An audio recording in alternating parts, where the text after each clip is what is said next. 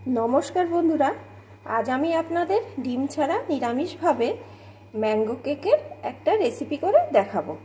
তার জন্য প্রথমে এখানে আমি একটা বাটিতে এক বাটি চিনি নিয়ে নিয়েছি।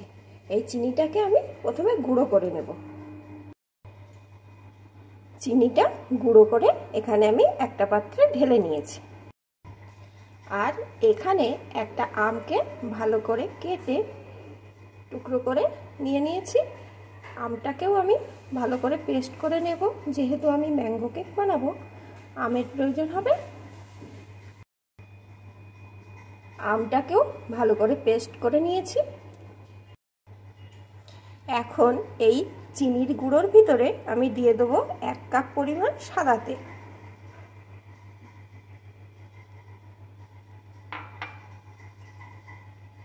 এখন এটাকে চিনির গুঁড়োর সাথে ভালো করে মিশিয়ে নেব।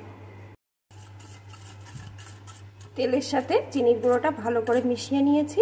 এখন এর ভিতরে দিয়ে দেবো আমি 1 বাটি পরিমাণ ময়দা। যে বাটিতে চিনি নিয়েছিলাম ততটা ময়দা দিয়ে দিলাম। দিয়ে দেবো 1 চামচ বেকিং সোডা, সামান্য একটু লবণ, 1 চামচ ভিনিগার, দিয়ে দেবো আমের পেস্টটা, আর দিয়ে দেবো 1 কাপ পরিমাণ দুধ। এখন সব কিছুকে ভালো করে মিশিয়ে নেব। সব কিছুকে এইভাবে ভালো করে মিশিয়ে নিয়েছি। এখন আমি এর ভিতরে দিয়ে দেবো কিছুটা ড্রাই ফ্রুট। এখানে আমি কিছুটা পরিমাণ কাজু, কিশমিশ আর চেরি ফলকে টুকরো করে কেটে 1 চামচ ময়দা দিয়ে ভালো করে মাখিয়ে নিয়েছি। ময়দা দিতে বন্ধুরা কি হয়, এই ড্রাই ফ্রুটটা কেকের একদম নিচে চলে যাবে না, উপরেই থাকবে। এখন এই ড্রাই ফ্রুটগুলো এই মিশ্রণটির ভিতরে দিয়ে দেবো, দিয়ে আবারও কিছুক্ষণ ভালো করে মিশিয়ে নেব। ভালো করে মিশিয়ে নিয়েছি। এখন আমি যে পাত্রে কেকটা তৈরি করব এই মিশ্রণটি, সেই পাত্রের ভিতরে ঢেলে দেব। কেকটা তৈরি করার জন্য এখানে একটা আমি কাচের বোল নিয়ে নিয়েছি। এখন আমি এর ভিতরে মিশ্রণটাকে আস্তে আস্তে ঢেলে দেব।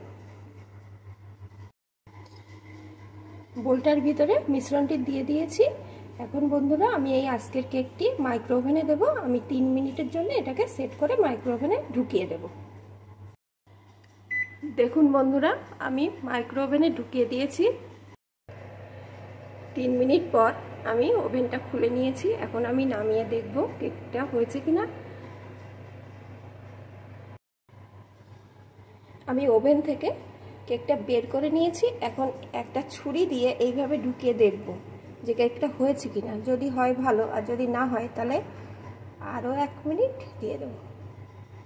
দেখুন বন্ধুরা, ছুরিতে একটু একটু লেগে আছে, তার মানে এটাকে আরও 1 মিনিট দিতে হবে। দেখুন বন্ধুরা, আরও 1 মিনিট ওভেনে রেখে আমি কেকটাকে বের করে নিয়েছি, আর কেকটার উপরে কিছুটা চেরি দিয়ে সাজিয়ে নিয়েছি। এখন দেখুন এই ছুরিটা দিয়ে এবার এক সাইড দিয়ে ঢুকিয়ে দেখছি কতটা সুন্দর হয়েছে। এই দেখুন বন্ধুরা, এখন কিন্তু আর লাগছে না, তার মানে কেকটা আমার রেডি হয়ে গেছে।